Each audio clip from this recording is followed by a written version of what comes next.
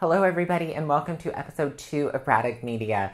Went and saw the Wonder Woman movie last night, so of course we're going to have the Hot Topic Themyscira 178 Wonder Woman, and this is not just going to be a review of the Funko, but right after we're going to review the Wonder Woman movie and I'm going to tell you my thoughts and opinions on it. So I will let you know when spoilers are ahead, don't worry about that. If you haven't seen it yet, trust me, you at least want to go and see it. It's a really good movie, and I will tell you the pros and cons to that after we review this gorgeous figure. So let's pop this bad girl out of her package and take a peek. Now that we have her out of her box, let's take a closer peek at her. You're going to get to see the up-close 360 of her right now, inside and out of her box, and I'm going to tell you what I like about this figure. I love this, especially after watching the movie. I wasn't so sure about it when I picked it up. This Hot Topic exclusive is the, as I said, Themyscira version when she's on the island. Love it with the shield, love it with her outfit. It's just the gold detailing, everything's great. Only thing that kind of sucks, and this is nothing that can really be kind of helped or controlled, is there is a little bit of a marking up above here, right on her hairline, and that happens from when they go into the packaging wet a little bit too soon, unfortunately. So that is the only bummer when it comes to this right now, is it's kind of staring at me like a giant angry eyeball on top of her head, but most people won't care, they won't even notice. I mean, if you like to do toy art with your figures, you're probably going to end up with some muck-ups. A friend of mine suggested tube socks, which actually is really smart, for putting them in to keep them from scratching and banging against each other, because this is just a spray-on paint that's on top of a vinyl figure, so it can be marked pretty easily. Besides that, she's really good. This one, especially the under part of the head, which you'll see in a picture here, it's a little inverted in, so it gives more of a look at the bobblehead, but without the bobble, and when you're looking straight at her, it just looks really great. So I prefer this to be either streamlined or a little bit inverted. I hate when it comes out and under, it just looks really bad, which is just a bad glue job in the factory and something that kind of probably should have been in the reject, or they should have pulled it out and re-glued it. So anyways, two-prong base, super sturdy, really strong. She's going to be great to pose. Any of these female characters that have the tinier, skinnier bodies with the little legs, you need the stand to stand them, or else it's not going to work out very well. One thing that I've done with toy art is I've actually taken almost like a little peg of wood or metal and put it in there and slid that into the ground, and that helps hold them up when you're posing them outside. So that's kind of an interesting little trick that you can try doing there. It's just, she's really beautiful. And now that you've seen both sides of the in and out of package, let's go into the movie spoilers. So we're going to end it here right now. We're going to go into the spoilers. So you're going to see the little swivel. You got to stop, because go and see it. It's worth seeing. It's a really great movie. There are some downfalls to it, which I'll say in the review coming up here. But yes, so if you haven't seen it, if you don't want the spoilers, turn it off right now. So here we go. Okay, so this is definitely the spoiler zone. Wonder Woman was fantastic. It really was the Wonder Woman animated movie. If you haven't seen it, go watch it. It's really cool. I really love it, actually. If it's that and the first Captain America movie crossing together and creating its own film. So there is a little bit of unoriginality if you've seen both of those, but the costumes, the set, like everything was so beautifully done. I think it was so gorgeous. It's just visually worthwhile watching. People in the movie theater laughed at the same time. They, were just so silent. You could drop a pin in there during some of the more epic parts of it. So it really got into people and really left its mark. I think nobody who went to see that movie last night is going to be disappointed. Again, seeing that animated movie, there are some things in the animated movie that I think would have been better, but again, they can't really copy it straight off the bat, or else it's no point at making the movie. So here are some of the downfalls. The only thing that actually bugged the crap out of me in this movie, which was so badly done, is the normal parts when, a villain or somebody throws the hero and they kind of stagger back and they give that, like, I'm gonna fuck you up kind of look. Sorry for the language on that one, but that's the best way to put it. Instead, they did like a glamour shot with like hair blowing, and she just looked like she was in a Revlon commercial instead of in the midst of battle, Amazonian, like, I'm gonna take your head off, which would have actually probably been better than the swear word that I'm gonna bleep out.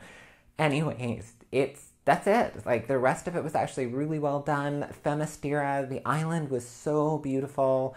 The Amazonians were believable. They did not just have supermodels running around in uniforms. Like, they had some badass, strong women representing the Amazonians, and especially a lot of actresses of women of color, which was even more fantastic to see. So that alone is just made my day, because Wonder Woman, I love Gal Gadot. She's strong. She really pulls it off, but there are some times where she just... A friend of mine said it in the review for Batman when we were talking about the Batman statue, and she just looks a little too frail and a little too tiny sometimes, and that does kind of throw off from the whole Amazon feel, which is a little bit... That's the only things that can kind of throw you a bit. But she's a strong actress. She's an incredible actress, and she really just brings it to the screen. So the only thing that they changed about it is they made her a little bit more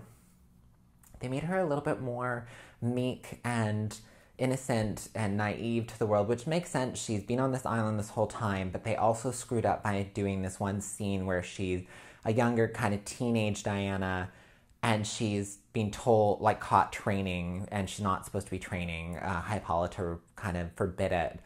And then she tells her trainer to train her harder and stronger than any Amazonian she's ever trained. So you have these really hardcore, aggressive women that are combating against her, and yet they're trying to play her off as being this, like, oh, I don't understand men sometimes, and certain scenes, and that really bothered me. Like, I get that it's Hollywood and they're downplaying it for unfortunately, a lot of the male fans that go to watch these movies that kind of want that submissive nature in women, instead of having the super hardcore Wonder Woman where she's just like, nope, sorry, I don't need any of you. There are some jokes and some comments about it in the movie, but I wish they would have balanced those two things a little bit more and made her a little bit more stronger and a little bit more aggressive. Like, there are a lot of scenes where Steve just kind of, like, downplays her in front of a room full of men, and, like, still is able to pull her out of the room, which would not have happened with Wonder Woman. She would have there's just no way. She would have been like, you listen to me and you listen to me now. So those were the things that bugged me, but all in all, it was a beautiful movie. DC finally stepped up their game when it comes to female movies. They didn't make it all about sex appeal. Like, her costume obviously is very sexy. You can't have a Wonder Woman costume without some kind of sex appeal, especially if you're going for that look. So I think they modernized it in a successful level. I like this versus the Batman versus Superman one, which was just really just a Xena up kind of modern costume, which really was kind of dumb.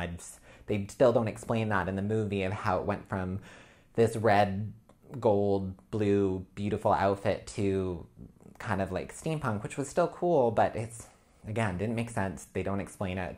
So there's a little bit of plot holes there, which could have been explained more. The villain was incredible. Sorry, not Ares, but like the sub-villain. They should have played her out more. They should have put her at the forefront. They called her Dr. Poison. I can't remember actually what the character's name was, but she was really cool and really unique. And I actually think they could have really had this more of like her being a Red Skull kind of feel, and Wonder Woman being Captain America, and they could have just faced off on that. Instead, they kind of spoon-fed who would be the bad guy. I don't think a lot of people got it. I did as soon as I saw the actor who played Professor Lupin in the Harry Potter movies, because I couldn't see them playing, like, giving that actor such a small, tiny part in this film, especially in this kind of geeky fandoming that goes on. So I knew he was going to be Ares at the end of it. So again, if you're watching these, this is your own fault, because I told you this was a spoiler zone. They just should have really focused on, Dr. Poison. You'll see when you watch the movie, she's super cool and super kick-ass, and that would have been enough for me. She does live, so maybe they'll bring her back as kind of even more of an epic and put her up to that epic villain level. I don't know. We'll see. So those are kind of the pros and cons of the movie.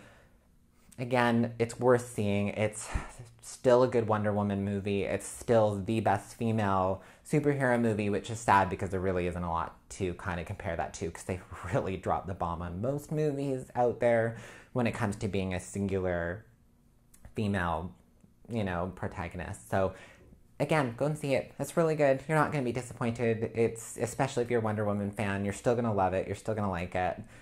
And it's not, again, it's not disappointing. It doesn't leave me any type of hope for Justice League. Sorry, it really doesn't. The Justice League looks like a big pile of crap. And that's just going to happen. I mean, Flash looks like he's wearing football gear, and Cyborg looks like he's made from Michael Bay and leftovers from Transformers. So unless Wonder Woman can save that movie, kind of like she did for me in the extended version of Batman vs. Superman, not a lot of hope. I'm still going to review it, still going to have it on the show. I obviously have lots of Superman and cool pieces here and DC pieces that I can add into the, review. So stay tuned for tomorrow. Who are we going to pick for tomorrow? I actually kind of want to do Loki, which is like really, really adorable. So tomorrow's going to be Loki. Again, you're not going to know ever when it comes to the exclusives because those ones are always going to be a surprise. But I will give you a heads up on who's going to be the next. So sorry, not tomorrow. Or yeah, tomorrow's Loki. Rambling a little. Haven't slept much. I got tattoo work all yesterday. Went to see Wonder Woman. Feeling like Wonder Woman actually doing this review and getting it up there. So see you tomorrow, and we'll check out Loki. Bye, everyone.